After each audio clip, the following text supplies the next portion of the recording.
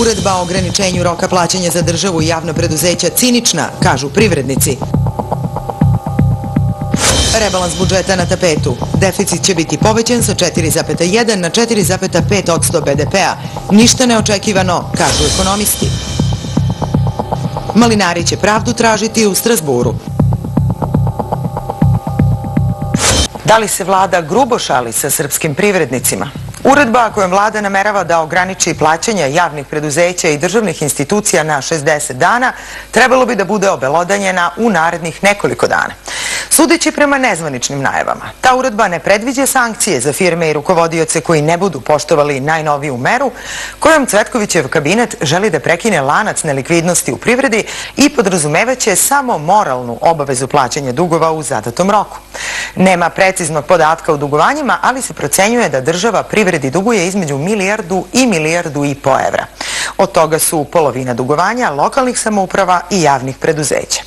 Privrednici su skeptični i kažu da iz začaranog kruga nema izlaska.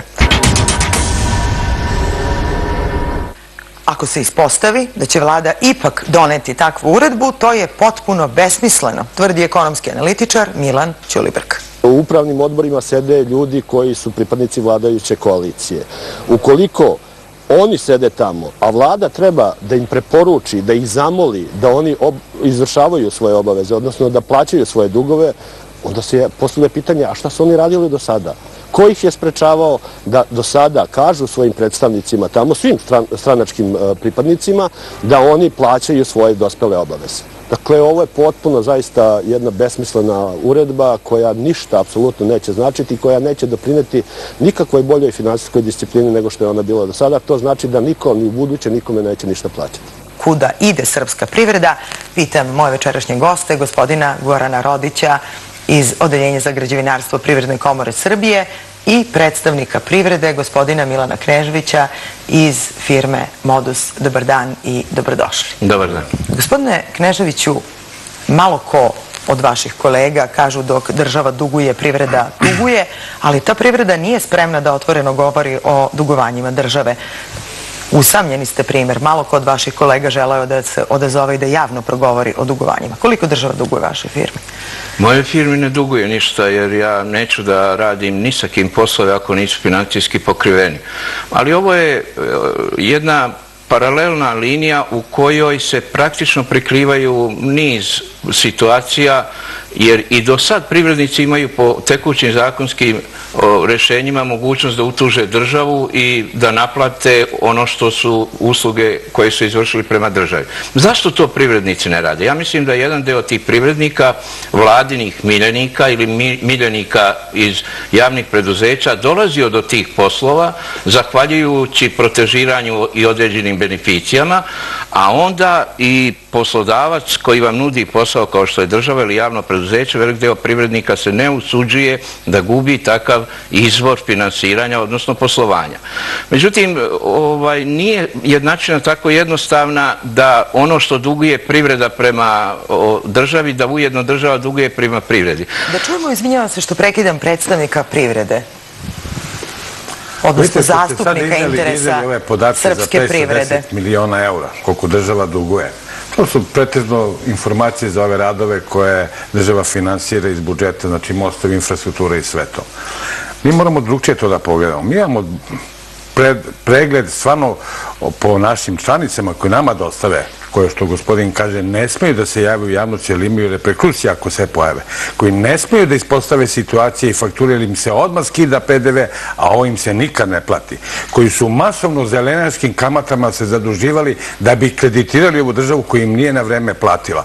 Znači, retroaktivno gledano, unazad 5-6 godina koliko je država dugovala građevinskoj operativi, odnosno industriji građevinskoj, a to je lanac vezan, sa 40 privrednih grana, to su ogromne sredstva. Dakle, neizmirivanje dugovanja nije povezano u ovom slučaju kada je reč o građevinskoj operativi sa krizom. Pa vidite, ovoj godini u 2011. se nešto poboljšalo plaćanje države prema građevinskoj operativi. To je normalno, jer dobar deo radova kreditira sama privreda, a drugo i smanjen je broj i vrednost radova su pri kraju, tako da ima više para. Međutim, šta ćemo sa starim dugovima, da je građevinska industrija doživjela kolaps, da je u strašnim kreditnim dugovima, gde su zenelaške kamate, da im nije dozvoljeno da kompenziraju dugovanje prema državama sa doprinosima, porezima, a država, što je gospodin i rekao, svoje potraživanja zna kako da sankcioniše i da naplati. Znači, njima teško privreda može da duguje.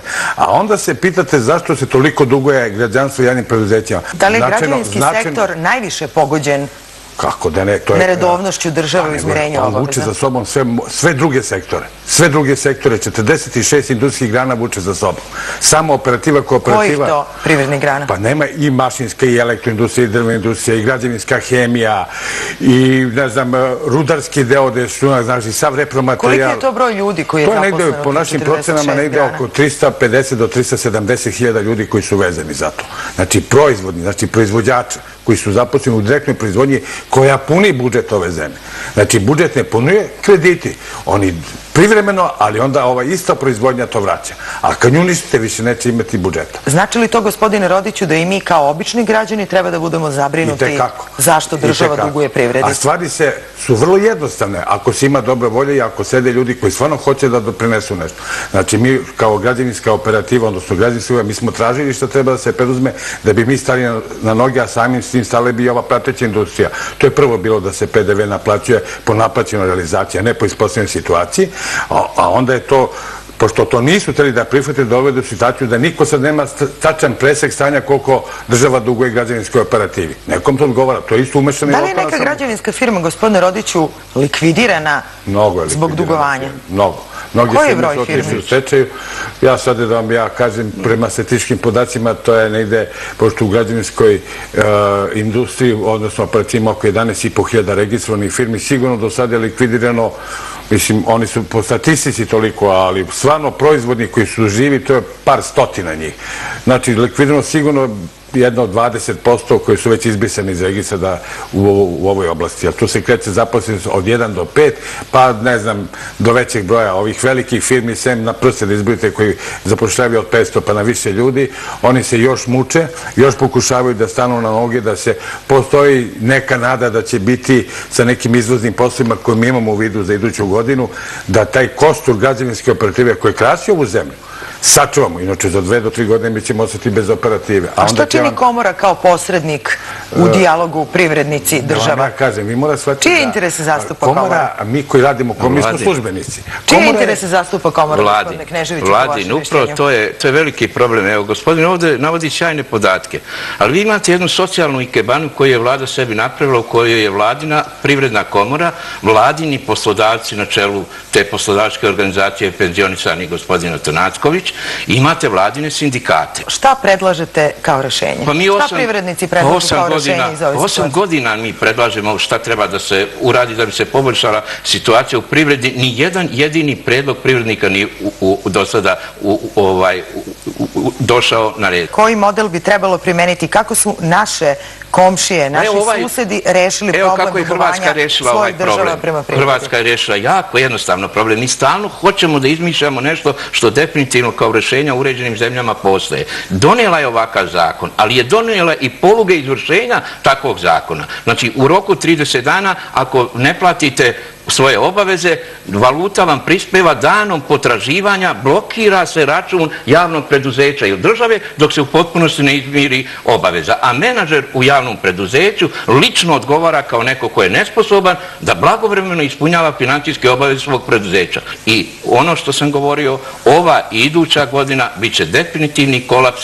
U ovom trenutku preko 80.000 malih preduzeća od 103.000 preduzeća nalazi se pred stečajem i zbog ostalih uslova poslovanja. I naravno da i ova mera je zaista cinizam da neko donosi uredbu koja će se zasnivati na dobroj volji i savesti i milosrđu vlade ili javnih preduzeća, pa će oni sve što nisu do sada ispunili, majke mi, početi od sada za nove trebovanje i nova poslova. Gospodine Rodiću, šta vi mislite o uredbi o kojoj se nezvanično govori, da će vlada u narednih nekoliko dana usvojiti? Da vam kažem. Može li se u vremenima ekonomske krize računati na savesti i koliko? To sam te ovdje. U ovakvoj situaciji nema savesti. U ovakvoj situaciji se vuku rezovi da bi se spasilo što još može da se spasi. Mi smo blizu Ja neću dolazim u tome u kakvoj situaciji država, da im lako, nije im lako. Stvar je u tome ljudi koji rade taj posao i koji treba da donesu meru, treba da su ljudi koji ipak imaju iskustvo, znate, ipak jedno životno, privredničko iskustvo kad ste radili u nekim sistemima gde se poštovala neka finansijska disciplina, neki zakon, treba sada se primeni. Na savest pustiti da država i javna preduzeća, da će ja plati, neće ja plati. To je znači već iduće godine kolaps privrede. I sad smo došli u taj začarani krug, s jedne strane, ovo što kolega kaže, 2012. je mnogo opasna za privredu. Ovo sad je što je kraj godine, završavaju se poslovi. Do 2012. dele nas nepuna 4 meseca. Nepuna 4 meseca. Mi imamo taj zakon o pomoći građevinske industrije koji je na neki način malo pokrenuo proizvodnju, jer su bile ogromne zalihe gotovih proizvoda i neuposlenost radne snage, a planirali smo da radimo inostranstvo, jer to nam je jedini izlaz, ali nismo dobili ono što smo tražili. Referentne poslove u rođenoj zemlji, nismo dobili bankarske garancije, odnosno garantni fond u rođenoj zemlji, nismo dobili kapitalne objekte sa kojima možemo da nastupimo ili nelikvidnost, dugovanje koji su nas doterali do ovde. Znate, 5 kapitalnih objekata mostova se radi, nigde srpske operativne glavni izvođač, a to je referenca za inostranstvo. To smo tražili, odnosno tražili smo da tenderski uslovi koji se raspisuju u zemlji, da je država investitor, se prilagodi da naša domaća operativa ravnopravno može da učestvuje sa stranim izvođačima. Samo smo to tražili. Znači, i povlačen pod. Međutim, oni, kad se raspišu uslovi tendera, malte ne, mi nemamo šanse ni da konkurišu. Uslove tendera raspisuje investitori iz inostranstva, zato oni jesu takve. Kakva je situacija u tekstilnoj industriji? Evo, čujemo građevina da je ozbiljno ugrožena. U malim i srednjim preduzećima gde ima 141.000 preduzeća. Znači, nama sad sleduje takozvani krediti za likvidnost koje je država dovitljivo smislila tako što je od privrede napravila protočni bojler. Stimulisala je subvencionisanim kamatama zaduživanje privrede i za 3 godine plasirala kroz banke 2 milijarde i 600 miliona evra. U ovom trenutku sad su subvencionisani krediti presahli, u budžetu nema više novaca za subvencije. Privreda koja se zaduživala sa 4% kamata razduživaće se sa 9% i podaci koji su najpogubniji, a koji niko ne pominje u ovoj zemlji. 31.000 preduzeća je iskazalo negativan bilans završnog računa. 63.000 preduzeća je u blokadi. Privreda na ime kamata od 2001. dala je bankama 22 milijarde i 600 miliona. Privreda više daje na ime kamata trenutno nego kompletan realni sektor što ima fond plata. I sad će doći do jako radikalnog i ubrzanog likvidacije preduzeća, jer uzmite samo podatak, za 3 godine 28.000 firmi je prestalo da bude obveznik PDV-a. Prešli su male poreske obveznike jer su im prometi pali ispod 4 miliona. Da li ovakva situacija mnoge privrednike teraju u sivu zonu po vašem mišljenju? Pa ne, vi imate osnovnu stvar koju smo mi govorili premijer Cvetković, koji smo govorili na sastancima sa 10 ministara. Osnovno je da vi da teret privrede učinite optimalno mogućim. U ovom trenutku, pored 63% poreza i doprinosa, privreda daje 64 različite takse. Kome god geniju padne na pamet, ali to nije tema današnjeg čistog računa. Kome god padne na pamet da formira neki budžet, on ga kao na novogodišnju jelku okači održavanje. Govorili smo i tome, ali